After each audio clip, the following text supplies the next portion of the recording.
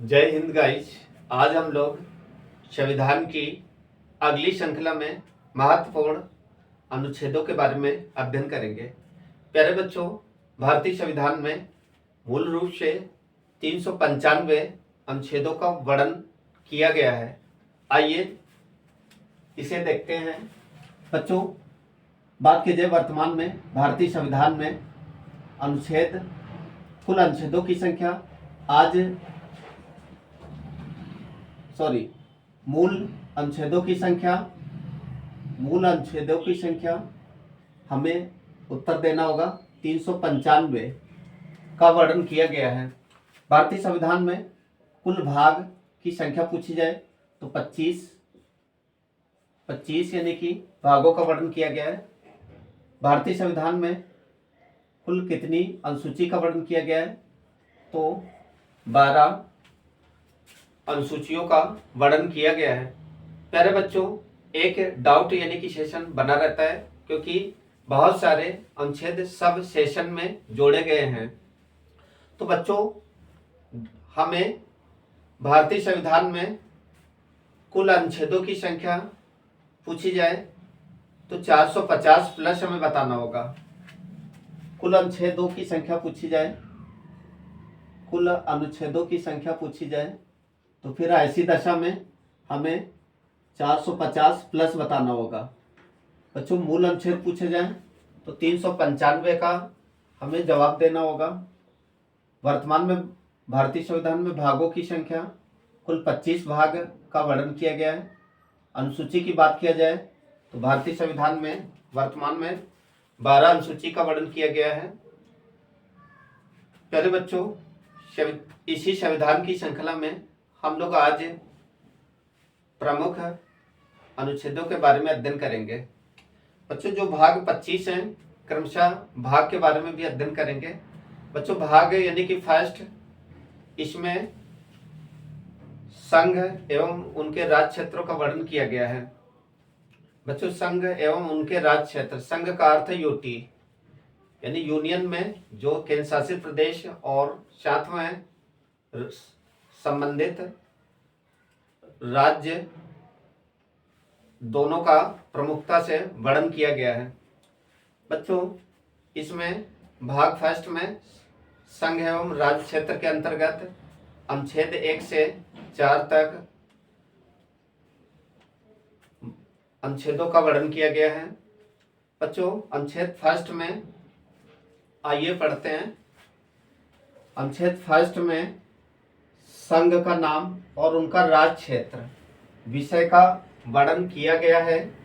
अर्थात भारत 28 राज्य और 8 केंद्र शासित प्रदेशों का संघ होगा।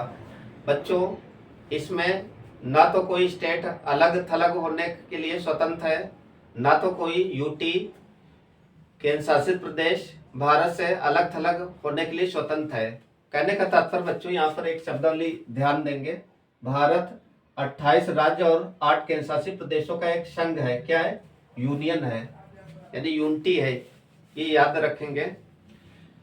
इसके बाद अनुच्छेद 2 में 2 और 3 को एक साथ पढ़ेंगे। ये महत्वपूर्ण यानी कि क्वेश्चन आता है, कई बार डाउट यानी कि पेपर में हमेशा बना रहता है। अनुच्छेद 2 और 3 बच्चों एक जैसे ही हैं, दोनों में एक जैसे का ही विषय का वर्णन किया गया है कि नए राज्यों का प्रवेश करना या स्थापना करना। बच्चों, अगर ये पूछा जाए कि भारतीय संविधान के अनुच्छेद 2 और 3 में किस विषय का वर्णन किया गया है, तो हमें याद रखना होगा नए राज्यों का प्रवेश करना। कोई भी नया राज्य यानी कि देश में प्रवेश करना है, नया राज्य यानी कि जोड़ना है, तो इसी अनुच्छेद 2 और 3 के अंतर्गत जोड़ा जाएगा। बच्चों, यह नए राज्य की स्थापना करना है। जैसे कि आप देख सकते हैं कि आंध्र प्रदेश को काटकर 2 जून 2014 को आपका तेलंगाना एक नया राज्य बनाया गया था। तो ये इसी अनुच्छेद के अंतर्गत ये स्थापना की जाती है। बच्चों, नए राज्यों का निर्माण करना, प्रवेश या स्थापना और राज्य के सीमाओं का विस्तार करना, यह अनुच्छेद 2 और 3 के अंतर्गत ही इस विषय का वर्णन किया गया है। बच्चों, नए राज्यों की स्थापना या क्षेत्र विस्तार या सीमा विस्तार या स्थापना करना, ये संसद के साधारण बहुमत के द्वारा ही ये लाया जाता है। इसे संसद के साधारण बहुमत द्वारा ही इसे माध्यम से इसकी स्थापना की जाती है। बच्चों, 4 यानी कि अनुच्छेद इतना महत्वपूर्ण नहीं है। इसमें इनकी पहली और अन्य अनुच्छेदों की विधियों का संशोधन करने का वर्णन किया गया है। पेपर में ये ना के बराबर पूछा जाता है, तो इसी के बारे में यहाँ पर ये अनुच्छेद का वर्णन हमने, इस विषय का वर्णन हमने यहाँ पर नहीं किया है। बच्चों, आगे देखेंगे भाग 2। भाग 2 में नागरिकता अर्थात सिटीजनशिप का उल्लेख किया गया है। बच्चों, नागरिकता एक शब्दावली। नागरिकता का अर्थ है एक विशेष प्रकार का एक अधिकार है। नागरिकता शब्दावली का अर्थ है एक विशेष प्रकार का अधिकार अर्थात प्रमाण पत्र। तो बच्चों, ये शब्दावली ब्रिटेन के संविधान से लिया गया है। कई बार ये पेपर में क्वेश्चन सीधे पूछा जाता है कि भारतीय संविधान में एकल नागरिकता किस देश के संविधान से लिया गया है, तो ये ब्रिटेन के संविधान से। प्यारे बच्चों, एकल नागरिकता, भारत की नागरिकता एकल नागरिकता है, ना कि दोहरी नागरिकता। सिटीजनशिप विषय का वर्णन अनुच्छेद 5 से 11 तक इसका वर्णन किया गया है। अनुच्छेद 5 में संविधान के प्रारंभ में नागरिकता का प्रावधान किया गया है। इसमें जब हमारा संविधान लागू हुआ था, तो संविधान के प्रारंभ में अर्थात 26 जनवरी 1950 को जब हमारा देश पूर्ण रूप से गणतंत्र हुआ था, उस समय देश में नागरिकता का प्रावधान का नागरिकता यानी कि संविधान में जोड़ी गई थी। बच्चों, उस समय अर्हता निश्चित की गई थी कि कोई भी देश का नागरिक इन आधारों पर यानी कि माना जाएगा उसका जन्म भारत में हुआ हो, उसके माता पिता का जन्म भारत में से किसी का हुआ हो, साथ में संविधान के लागू होने से 5 वर्ष पहले से वह भारत में रहता हो, आदि को आधार माना गया था। बच्चों, और इसके बाद भारतीय संविधान में नागरिकता संशोधन हुए समय समय पर। जैसा कि पहला जो संशोधन हुआ था, याद रखेंगे, पहला भारतीय संविधान में नागरिकता से संबंधित विषयों का संशोधन भारतीय नागरिकता अधिनियम 1955 में किया गया था। इसमें से नागरिकता की शर्तों को संशोधित किया गया था। पहली बार संशोधन हुआ था 1955 में, लेकिन संशोधन के बिंदु 1986 में संशोधित किए गए थे। बच्चों, यहाँ पर एक बिंदु याद रखेंगे, संशोधन पहली बार कब हुआ था, तो 1955 में, और अनेक यानी कि बिंदु अहर्ताएं किससे जोड़ी गई, तो 1986 में। ये बिंदु याद रखेंगे। अब तक भारतीय संविधान में प्रमुख 6 बार नागरिकता से संबंधित विषयों का संशोधन किया जा चुका है। प्यारे बच्चों, अभी वर्तमान में 2019 में एनआरसी एक नया नागरिकता से संबंधित एक संशोधन एक्ट लाया गया, संसद के द्वारा पारित किया गया। तो इसके बारे में हम लोग अभी आगे पढ़ेंगे, आगे चर्चा करेंगे। आइए बच्चों, प्रमुख नागरिकता से संबंधित प्रमुख अनुच्छेदों के बारे में अध्ययन करेंगे। अनुच्छेद 5 संविधान के प्रारंभ में नागरिकता का प्रावधान किया गया है, ये याद रखेंगे।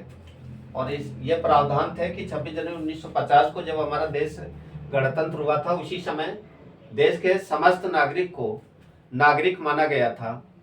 और ये इसमें शर्त थी कि वो भारत में जन्मा हो, साथ में भारत का नागरिक हो, उसके माता पिता दोनों में से कोई किसी का भी भारत में जन्म हुआ हो, संविधान के लागू होने से 5 वर्ष पहले वो भारत में रहता हो। ये अहर्ताएं लागू की गई थी। और ये किसके अंतर्गत, अनुच्छेद 5 के अंतर्गत।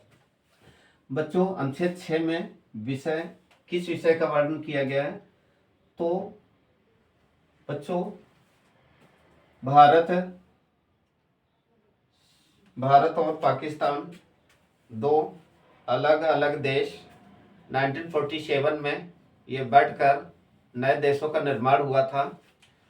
प्यारे बच्चों, इसमें से कुछ नागरिक भारत से पाकिस्तान गए थे और पाकिस्तान से कुछ नागरिक भारत आए थे, परंतु अब ये एक विवादास्पद था कि इनकी नागरिकता का प्रावधान किया जाए। आइए देखते हैं। बच्चों अनुच्छेद 6 में नागरिकता संबंधी विषय का वर्णन किया गया था कि जो पाकिस्तान से भारत को आने वाले व्यक्तियों की नागरिकता के अधिकार का वर्णन किया गया है। अर्थात यहाँ से भारत से बहुत सारे नागरिक पाकिस्तान को पलायन कर गए थे। अब वहाँ से आने में एक बाधा उत्पन्न हो रही थी। उनकी नागरिकता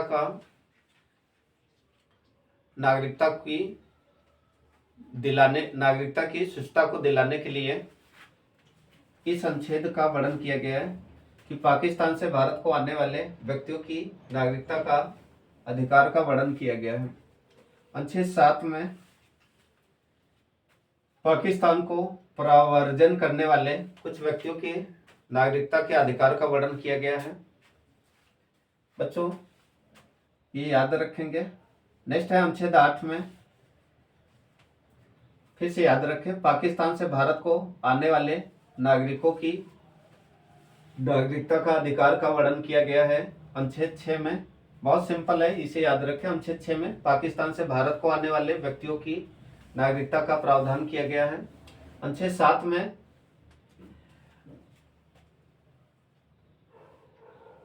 पाकिस्तान को प्रव्रजन करने वाले कुछ व्यक्तियों की नागरिकता के अधिकार का वर्णन किया गया है। अनुच्छेद 8 में भारत के बाहर रहने वाले नागरिकों की नागरिकता का प्रावधान किया गया है। बच्चों जो विदेशों में रहते हैं उनकी नागरिकता का प्रावधान अनुच्छेद 8 के अंतर्गत किया गया है। ये बिंदु याद रखेंगे। बच्चों अनुच्छेद 9 में विषय का वर्णन किया गया है कि विदेशी राज्य की नागरिकता स्वेच्छा से अर्जित करने वाले व्यक्तियों की नागरिकता का न होना, इसका वर्णन किया गया है। ये याद रखेंगे, इंपॉर्टेंट है। विदेशी राज्य की नागरिकता स्वेच्छा से कोई पर्सन यदि ग्रहण कर लेता है तो उसकी भारत से नागरिकता स्वतः समाप्त कर दी जाएगी या स्वतः समाप्त हो जाएगी। प्रमुख अनुच्छेद 9 के अंतर्गत इस विषय का वर्णन किया गया है। इसके बाद अनुच्छेद 10 में बच्चों नागरिकता के अधिकारों का बना रहना जब तक अन्यथा कार्य न करे, इस विषय का वर्णन अनुच्छेद 10 में किया गया है।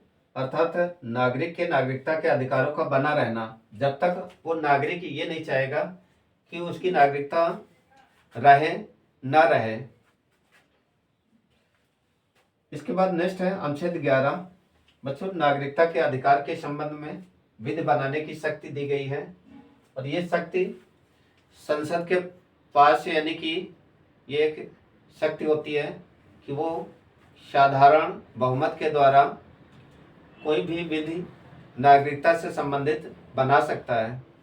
मेरे बच्चों भी हाल में 2019 में याद होगा रिसेंटली NRC लाया गया था, नेशनल रजिस्टर कमीशन।